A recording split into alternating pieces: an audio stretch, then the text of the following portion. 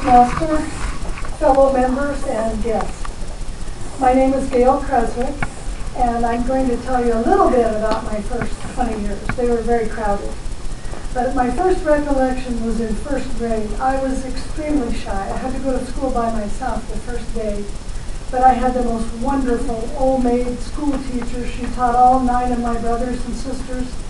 And she recognized right off that I was shy. And by Christmas time, she gave me the lead in the Christmas play. So she did a great job.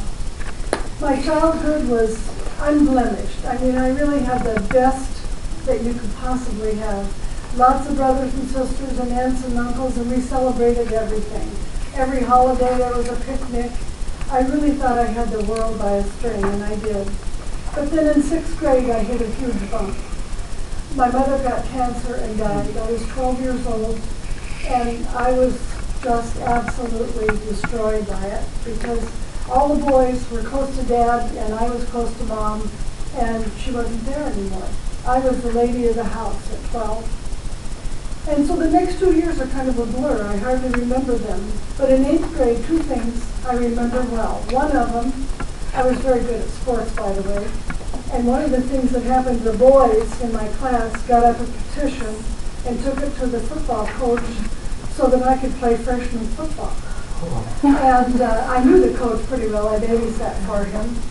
And all of a sudden, one day, he stopped me and he said, "I need to talk to you." And he came over and he put his hands on my shoulders and looked me in the face and he said, "You are not going to play football. You are a girl, and it's about time you started acting like one." So that was the end of my football career, and I became a football fan. The other thing that happened in 8th grade was I didn't have any girlfriends that lived near me, but Mary Frances moved in because her home in the other part of town burned down, and there she was, and we became absolute best friends. Now, her mother took me aside and says, "Now, Gayle, we're glad that you and Mary are friends, but I need to tell you that I know your mom's not there anymore, and your dad works out of town a lot, so you're going to have to go by our rules. Can you do that?" And I said, "Absolutely, yes, I can." And I did, all the way through high school. I went by Mary's rules. If she had to be in at 10, I had to be in at 10. And I was happy for the rules. Now, Mary and I both wanted, we liked to stay all night with each other. She would stay with me, and then I'd stay with her. She'd stay with me, I'd stay with her. But I didn't want her to stay with me. And she said, "Why don't you like me to come to your house?" Because of Granddad. He's in the room next to me, and he goes through all kinds of stuff at night. And I don't want you to hear it. She said, "Well, it won't bother me. I know Granddad. It won't bother me." So we get in bed that night, and Grandpa starts in, and first he traces the family tree.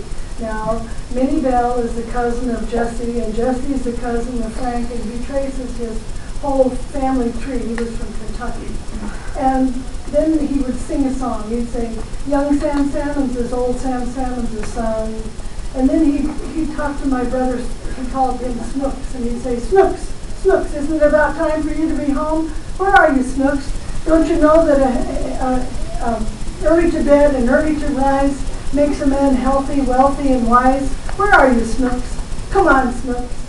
And then by this time, Mary Frances was rolling on the floor. She said, "This is the funniest thing I've ever heard." And I said, "Well, he's not through yet."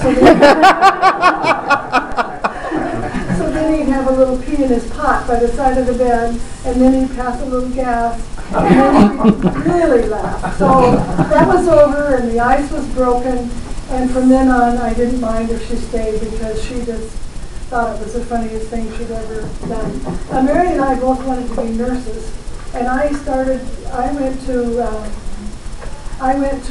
the library, and I found out about St. Luke's Hospital in Denver, and I got all their information.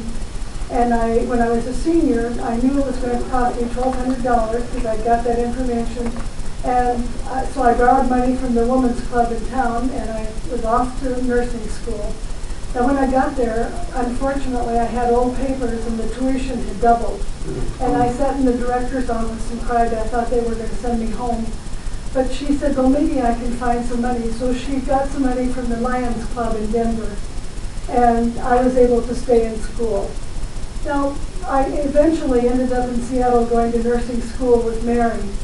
But what I really want to tell you is what I learned in those first 20 years. You can survive tragedy. Children want and need rules. Friends are the greatest gift of all. And where there's a will, there's a way. That is what